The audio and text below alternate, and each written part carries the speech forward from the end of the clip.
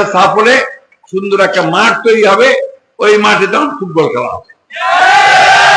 তখন কাদের সাহেবকে বলবো আসেন আসেন খেলা হবে। আমরা বুঝি জঞ্জাল হয়েছে, ময়লা হয়েছে, আবর্জনা হয়েছে, ওইটা সরাবা হবে, ঠিক না?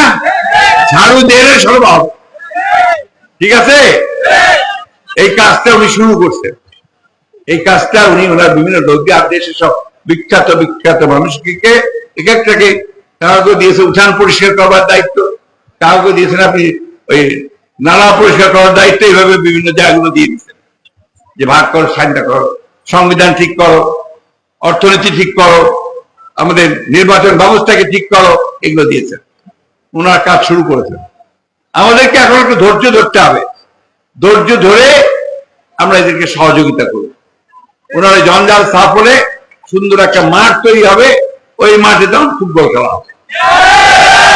তখন কাদের সাহেবকে বলবো আসেন আসেন খেলা হবে।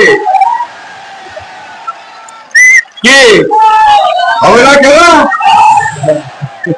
এইটা আমি উনার কথাতেই উনাকে বললাম। তো এখন আমার কথা হচ্ছে যে এই প্লেন লেভেল ফিল্ড তৈরি করে নির্বাচন হয়।